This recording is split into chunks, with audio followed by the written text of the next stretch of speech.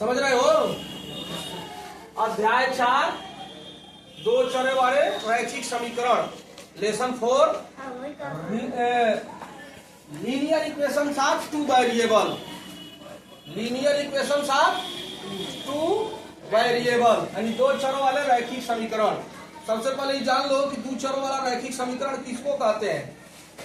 ऐसा रैखिक समीकरण जिसमें दो चर हो उसको दो चरों वाला रैखिक समीकरण कहते हैं। जिसमें दो चर होते हैं उसे दो चरों वाला रैखिक समीकरण कहते हैं। जैसे एक एग्जांपल देखो, x plus y equal to 5, इसे दो चरों वाला रैखिक समीकरण कहेंगे।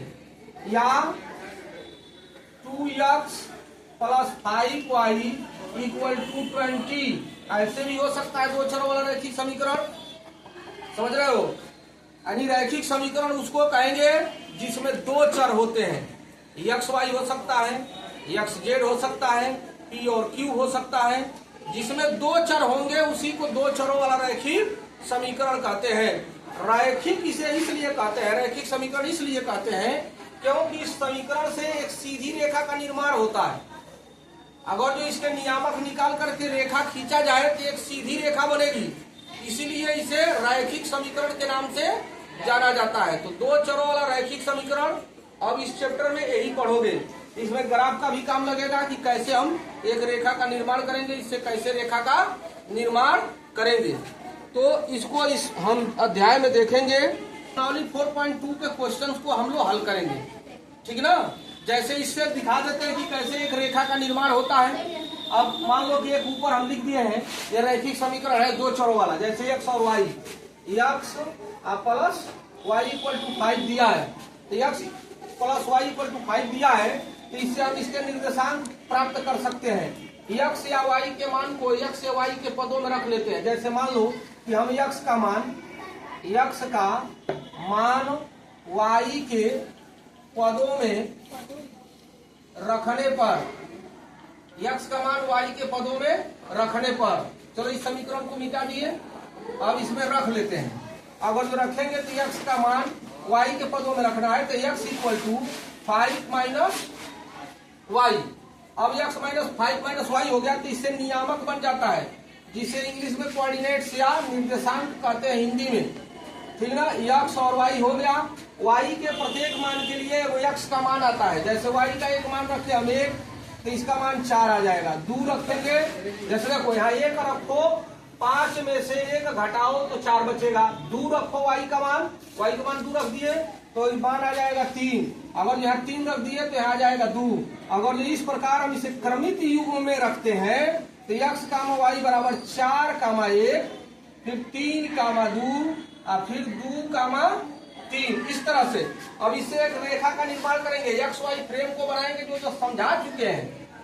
एक्स वाई का फ्रेम बन गया, इस पर ऐसे लाइनिंग होती है, लाइनिंग बनी होती है ग्राफ वाली कॉपी में। जब ग्राफ रहेगा तो पता चल जाएगा, ऐसे लाइनिंग बनी होती है।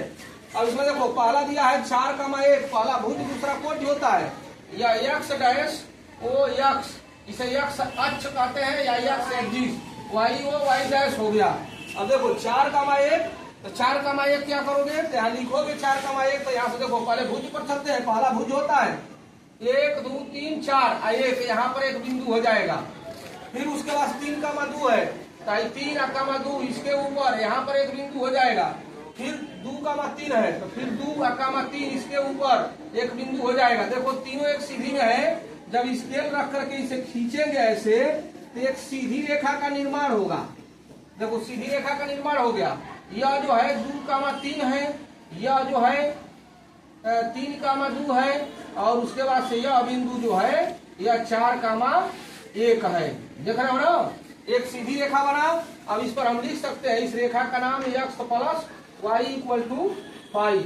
इस प्रकार से जब भी हम किसी दो चरों में किसी रैखिक समीकरण को लेते हैं और इसे हम किसी रेखा का निर्माण करते हैं तो सीधी रेखा बनती है, इसीलिए इसे रैखिक समीकरण कहा जाता है, ठीक ना।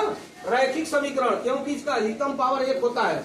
जब भी कोई समीकरण दिया हो और इसका अधिकतम पावर 1 हो, केवल एक घात हो, तो उसे हम रैखिक समीकरण के नाम से जानते हैं। यह एक चर में भी हो सकता है और 2 चर में भी हो सकता है। तो ये 2 चरों वाला इसमें लिखा गया है, तो हम 2 चरों वाला रैखिक समीकरण पढ़ेंगे, क्योंकि इसमें x और y के मान को हल किया जाएगा।